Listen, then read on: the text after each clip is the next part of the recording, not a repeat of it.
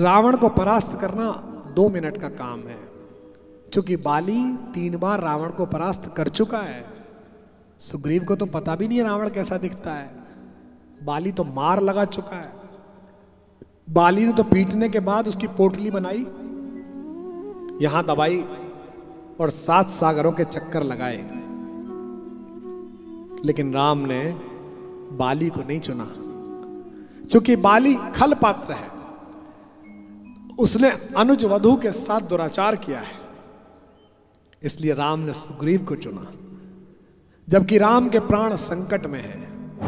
रे कुटिल बात क्या कहता है, नर का समस्त साधन जय का अपनी बाहों में रहता है।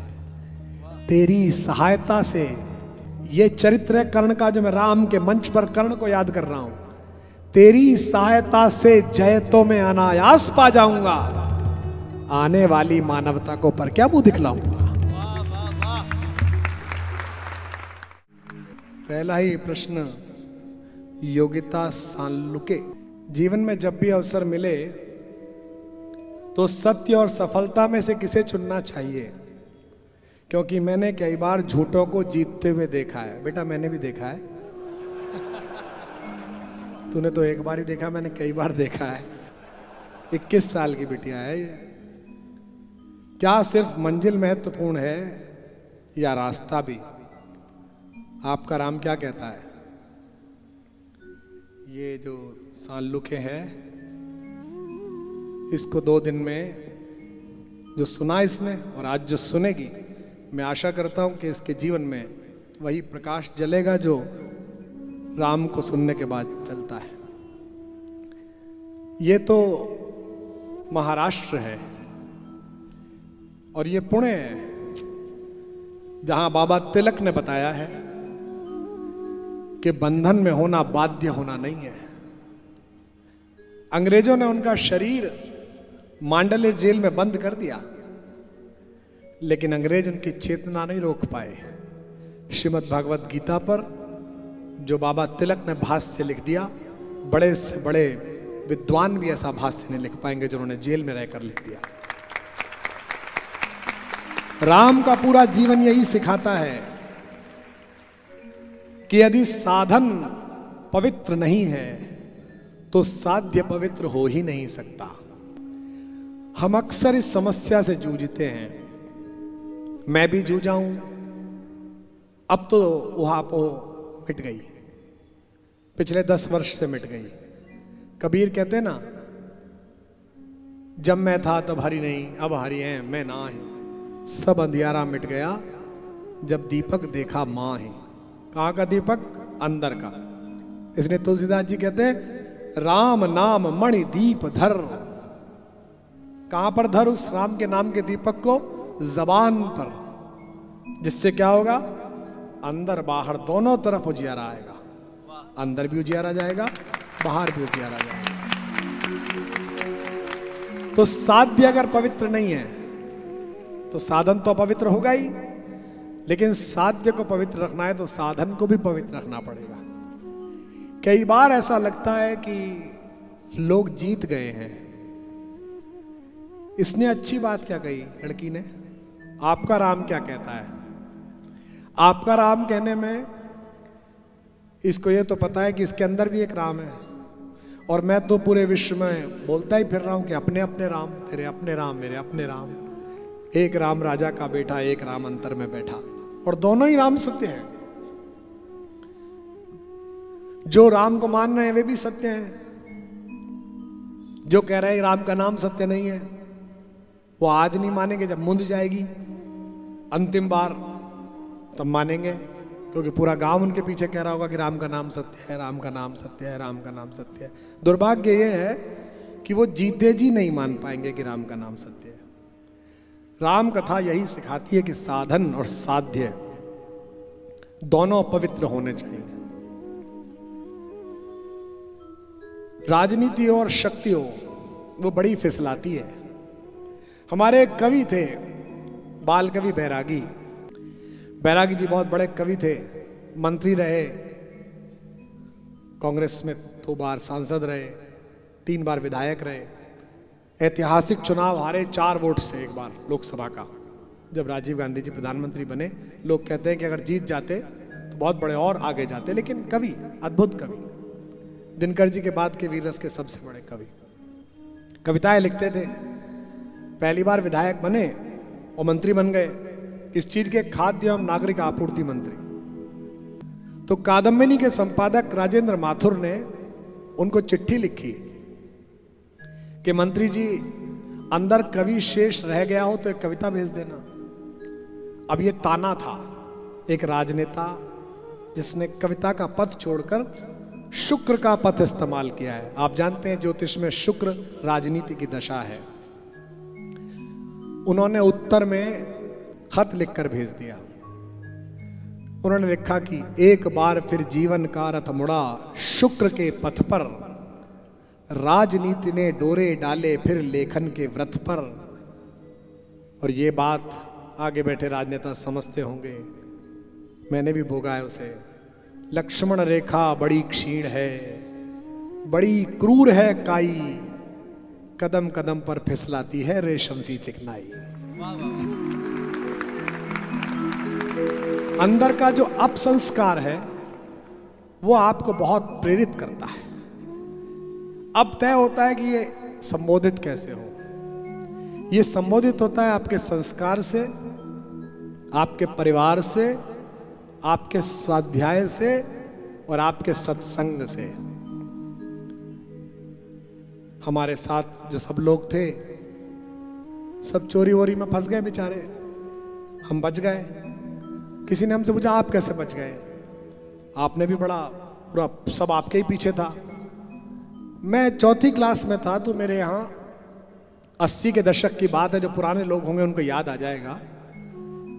एक सरकारी स्कूल में पढ़ता था मैं, और रबड़ जो थी वो नटराज की आती थी 10 पैसे की, कुछ याद है कुछ लोगों को नटराज की, और नटराज की पेंसिल आती थी, वो भी शायद 10-15 पैसे की आती थी।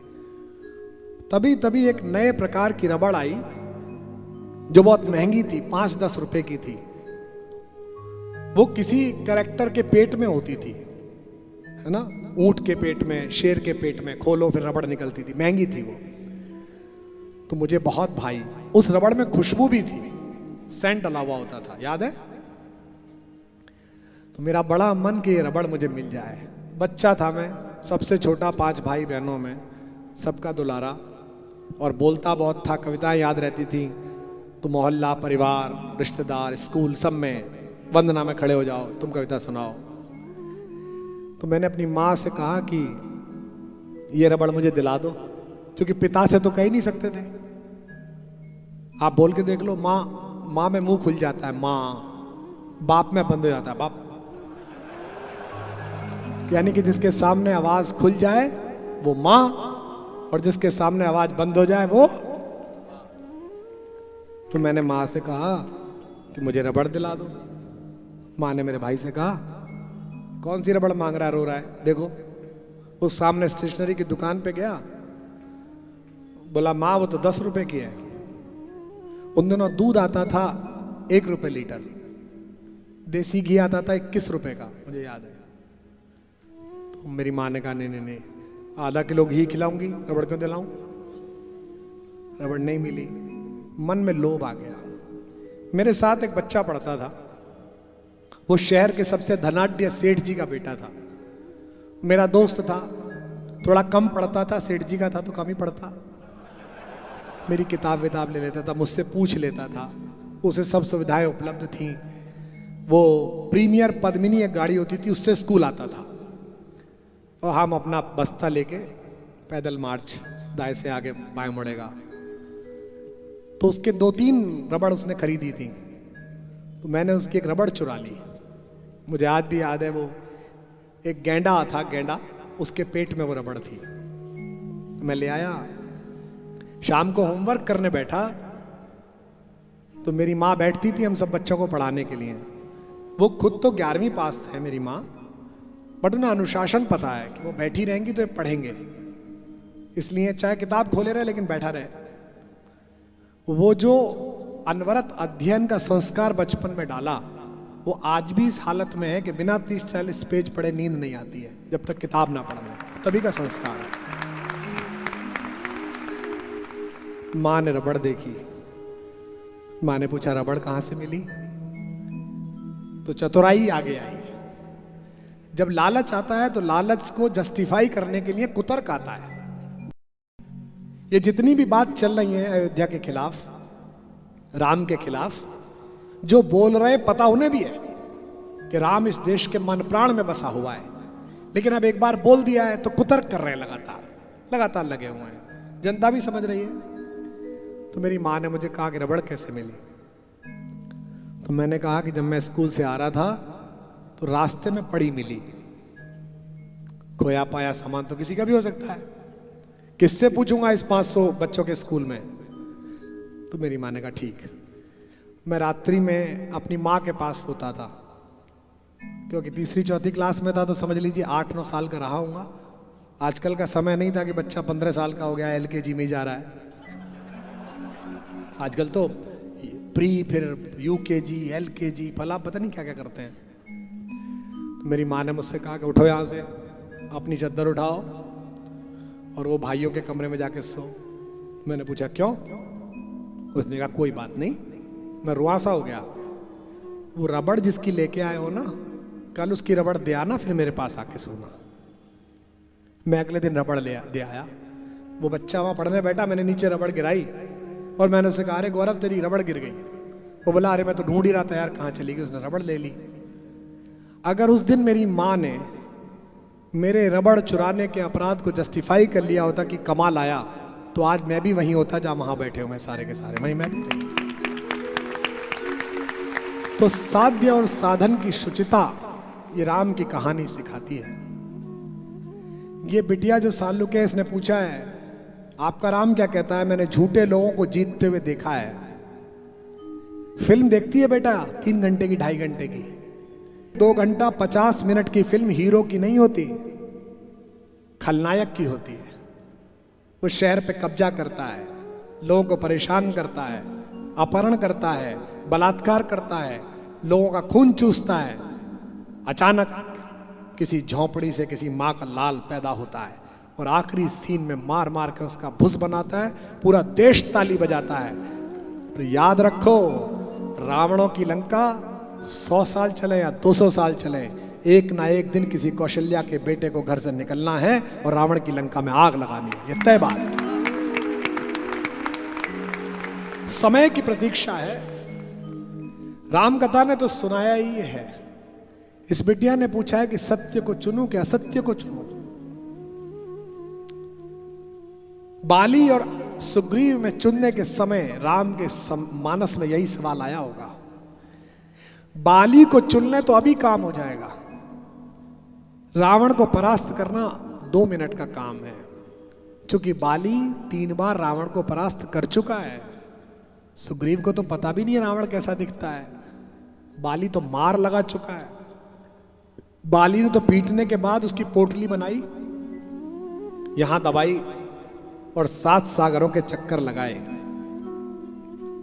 लेकिन राम ने बाली को नहीं चुना, क्योंकि बाली खल पात्र है। उसने अनुज वधू के साथ दुराचार किया है, इसलिए राम ने सुग्रीव को चुना। जबकि राम के प्राण संकट में हैं। उनकी प्रिया, उनकी पत्नी भगवती सीता रावण के बंधन में है। अभी बाली से मदद मिल जाए, अभी काम हो जाएगा। मुश्किल लगता है, लेकिन अंततः काल के शिलालेख में वही लोग याद रखे जाते हैं जिन्होंने अच्छे साध्य के लिए अच्छे साधन का उपयोग किया। जिस परम पराक्रमी महान विभूति के चरणों में मैंने साष्टांग किया है, जिनकी प्रतिमा इस मंच पर आशीर्वाद की मुद्रा में है, वे छत्रपति महाराज शिवाजी इस बात के प्रतीक हैं। आज जब मैं शिव केंद्र में गया, शिव शक्ति केंद्र में, तो वहां मैंने महाराज शिवाजी का एक 20 मिनट का भाषण सुना। उन्होंने कहा 300 वर्ष हो गए इन सुल्तानों को, मराठवाड़ा को लूटते हुए, अपकर्म करते हुए मुझे इस बात का सुख कम है कि मैंने मुक्ति दिला ली, मुझे इस बात का दुख ज्यादा है कि 300 वर्षों तक हमने सहा क्यों।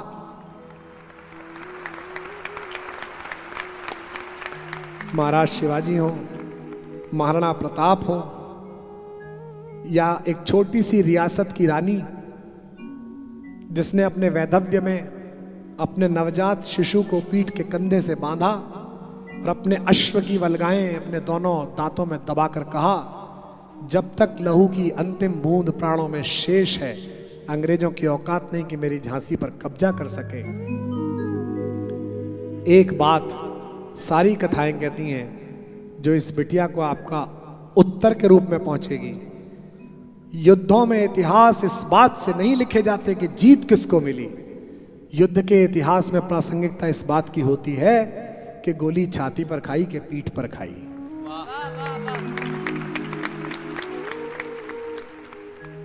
यह राम जी का प्रसंग है और मुझे महाभारत याद आ गई। 2-3 दिन से कृष्ण बहुत अधिक घूम रहे हैं कथा में। जीवन भर कर्ण ने इस बात का संकल्प लिया कि एक दिन अर्जुन को मारना है, जीवन भर यही सोचा। अफगानिस्तान की टीम ने पाकिस्तान को हराया वर्ल्ड कप में, हमें ऐसे प्रसन्नता हुई जैसे हम वर्ल्ड कप जीत गए हों। क्यों हुई? क्योंकि पाकिस्तान अहंकारी देश है, वो अफगानिस्तान को अपमानित करता रहता है। एक छोटे से साधनहीन देश के बच्चों ने भारतीय खिलाड़ियों से प्रेरणा ली, कोचिंग ली और अपने गुरुओं के देश में अपने शत्रु को अपमानित करके हराया। इस बात की प्रसन्नता पूरे देश ने मनाई। कारण इस कहानी में अफगानिस्तान है। वो जीवन भर सोचता था कि मेरे अपमान का कारण ये अर्जुन है। अगर आज अर्जुन ना होता तो मैं द्रोणाचार्य का शिष्य होता। अगर आज अर्जुन ना होता तो विश्व मुझे नंबर 1 का धनुर्धर मानता। और जब माता कुंती युद्ध से पहले दिन कर्ण सेनापति बना, रात्रि में चुपचाप उसके शिविर में गई और उससे कहा, बेटा मैं तुझे बताने आई हूं कि मैं तेरी मां हूं। कर्ण तो जानता ही था, कर्ण को बता चुके थे श्री कृष्ण। तो उसने कहा कि आपने बता दिया तो ठीक है, अन्यथा मुझे पता था। तो उन्होंने कहा मैं तुझसे कुछ मांगने आई हूं। कर्ण ने कहा कि ठीक है, आप भी मांग लो। मैं तो सोचता था कि मैं दानी हूं, पूरी दुनिया मांगती है, कभी वो दिन आएगा कि मेरी माँ आएगी तो मैं मांगूंगा, पर चलो मैं इतना अभागा हूं कि माँ भी मांगने आई है तो माँ को भी दे दूंगा, मांगो क्या मांगती हो। माँ ने कहा तो अपने भाइयों को मत मारना। कर्ण ने कहा ये वादा नहीं कर सकता, पर एक वादा करता हूं, दुनिया के लिए तुम 5 पुत्रों की मां हो। महाभारत के बाद भी, युद्ध के बाद भी तुम 5 पुत्रों की मां रहोगी। अगर 4 बेटे आपके मेरे सामने आए तो मैं उन्हें मारूंगा नहीं, पराजित करके छोड़ दूंगा। लेकिन अर्जुन आया तो उसका वध करूंगा, लेकिन वध करते ही अपने शस्त्र छोड़ दूंगा और पूरी दुनिया को कहूंगा कि कुंती मेरी मां है। तब भी आपके 5 बेटे रहेंगे, अब भी आपके 5 बेटे हैं। युद्ध ऐसे समय में आकर खड़ा हो गया जहां कर्ण और अर्जुन आमने सामने आ गए। घंटों युद्ध चला, न वो कम न ये कम। कई बार बैडमिंटन में आप देखते हैं ना, रैली कहते हैं उसे, रैली चलती है, आदमी की गर्दन दुख जाती, इधर इधर इधर उधर, और जब बाद में कहीं जाके शटल गिरती है तो पूरा स्टेडियम शोर मचाता है। महाकवि दिनकर ने इसका वर्णन किया। जब खांडव प्रस्थ से, जंगल से अर्जुन अपनी मां को और भाइयों को लेकर आ रहे थे तो रास्ते में एक सर्पणी दिखाई दी थी, एक सांप दिखाई दिया। कुंती सबसे आगे थी। बेटे माओ को लेके और भाई बहनों को लेके प्रोटेक्टिव होते हैं थोड़े, तो अर्जुन ने आगे बढ़ के उस सर्पणी को उठाया और उसको आग में फेंक दिया ताकि किसी को काट ना पाए। जब उसने फेंका तो उसी समय सर्पणी को प्रसव हुआ आकाश में, हवा में, और एक बच्चा उस अंडे से फूट के नीचे गिरा, एक नया सांप। उस सांप का नाम था अश्वसेन। उसने जीवन में पहली बार पैदा होते ही दो दृश्य देखे। एक दृश्य ये कि मेरी मां का शरीर आग में जा रहा है, और दूसरा दृश्य ये कि मेरे मां की पूंछ जो है एक आदमी के हाथ में थी। और उसने पता करा बाद में बड़ा होकर कि वो व्यक्ति कौन है, तो लोगों ने बताया कि वो अर्जुन था। पूरे जीवन अश्वसेन ने दुनिया भर के बड़े सांपों की सेवा करके जहर इकट्ठा किया, और उसके जीवन का एक ही उद्देश्य रहा कि बस एक बार अर्जुन को डसना है। अमिताभ जी की एक फिल्म थी दीवार, उसमें एक बिल्डिंग अमिताभ बच्चन खरीदते हैं बहुत पैसे वाले होकर, और जितने की बिल्डिंग है उससे दुगने पैसे में खरीदते हैं। तो बेचने वाला कहता है कि एक बात कहूंगा, आपने पैसा कमा लिया पर आपको व्यापार करना नहीं आया, मैं इससे आधी कीमत में दे सकता था। तो उसमें करेक्टर कहता है आपको बेचना नहीं आया, मैं इससे दुगनी में भी खरीदता, क्योंकि इस बिल्डिंग को बनाने में मेरी माँ ने ईंट ढोई है, मैं उसकी अपनी माँ का सम्मान खरीद रहा हूँ, श्रम खरीद रहा हूँ। हम सब ऐसा करते हैं। बचपन में जो हमारे पास नहीं था, हम सब चाहते हैं कि सामर्थ्य आ जाए तो हम वो चीजें खरीद लें। अश्वसेन के मन में भी यही बात थी, एक दिन अर्जुन मिले तो अर्जुन को काटूं। अब युद्ध चल रहा है महाभारत में, या तो अर्जुन बचेगा या कर्ण बचेगा। चल रहा महाभारत का रण, जल रहा धरित्री का सुहाग। युद्ध चल रहा है, कर्ण और अर्जुन लड़ रहे हैं, दोनों के रथ आमने सामने हैं, बीच में आग जली हुई है, क्योंकि अलग अलग तरीके के गोले बारूद हैं। चल रहा महाभारत का रण, जल रहा धरित्री का सुहाग। फट कुरुक्षेत्र में खेल रही नर के भीतर की कुटिल आग। बाजियों गजों की लोथों में गिर रहे मनुज के छिन्न अंग। बह रहा चतुष्पद और द्विपद का रुधिर मिश्र हो एक संग। गत्वर गैरय्य सुधर भूधर से लिए रक्त रंजित शरीर। थे जूझ रहे कौन्तेय कर्ण क्षण क्षण करके गर्जन गंभीर। दोनों रणकुशल धनुर्धर नर, दोनों संबल, दोनों समर्थ, दोनों पर दोनों की अमोघति विशिक वृष्टि हो रही व्यर्थ। कोई ना हार रहा है ना कोई जीत रहा है।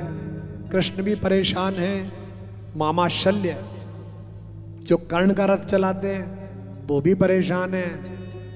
अचानक कर्ण ने अपने तरकश में तीर निकालने के लिए हाथ डाला, और जैसे ही तीर निकाला, तीर के ऊपर एक सांप लपटा हुआ आया।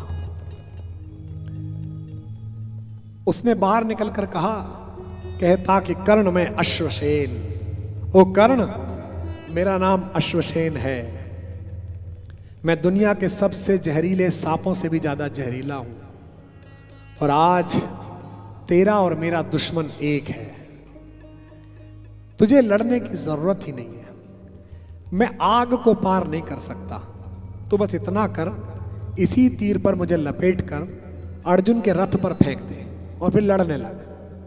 अर्जुन तुझसे लड़ रहा होगा, मैं पीछे से जाके उसे काटूंगा, वो मर जाएगा, मेरा भी बदला पूरा हो गया, तेरा भी बदला पूरा हो गया।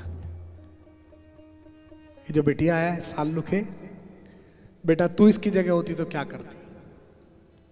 कि चलो काम निपटे, एक ही मामले में दोनों काम सेट हो रहे हैं। इसका भी दुश्मन खलास, यही तो बोलते ना मराठी में खलास, और अपना भी दुश्मन खलास। नहीं, दुश्मन तो खलास हो जाता है बेटा, पर दुश्मन के साथ साथ आत्मा भी खलास हो जाती है। अश्वसेन ने कहा, मैं अश्वसेन विश्रुत भुजंग का स्वामी हूं, जन्म से पार्थ का शत्रु परम तेरा बहुविध हितकामी हूं। बस एक बार कर कृपा धनुष पर चढ़ शरव्य तक जाने दे, उस महाशत्रु को अभी तुरंत स्यंदन में मुझे सुलाने दे। कर वमन गरल जीवन भर का, संचित प्रतिशोध उतारूंगा, तू मुझे सहारा दे बढ़कर मैं अभी पार्थ को मारूंगा। अब कर्ण के उत्तर पर झूम जाइए। राधे ये जरा हंसकर बोला, राधा का लड़का, राधे जरा हंसकर बोला, रे कुटिल बात क्या कहता है, नर का समस्त साधन जय का अपनी बाहों में रहता है। तेरी सहायता से, ये चरित्र है कर्ण का जो मैं राम के मंच पर कर्ण को याद कर रहा हूं, तेरी सहायता से जय तो मैं अनायास पा जाऊंगा, आने वाली मानवता को पर क्या मुंह दिखलाऊंगा।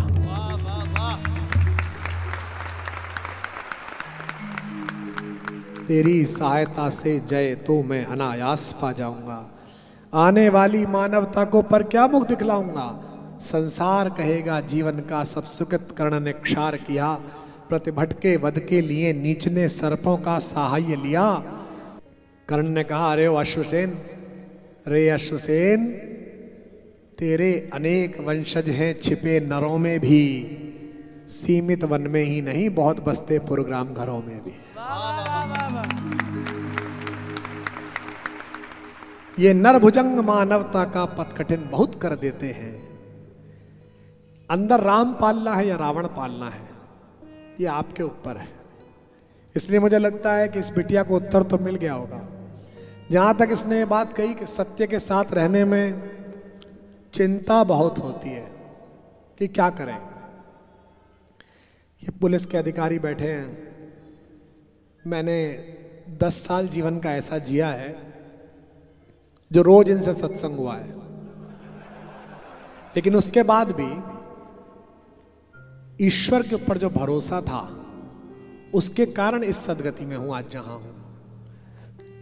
तो इस बिटिया से केवल इतना कहना है, तू अपना काम कर जो करती हो। 20-21 साल की लड़की है। आज रात के जाने के बाद मन के साथ काम कर, और एक बात सोच बस, इनका विग्रह देख भगवान का और बोल कि मैंने अपना सिर आपके चरणों में रख दिया, अब सारी चिंताएं आपकी, सारा कष्ट आपका, मेरा केवल श्रम का काम रहा।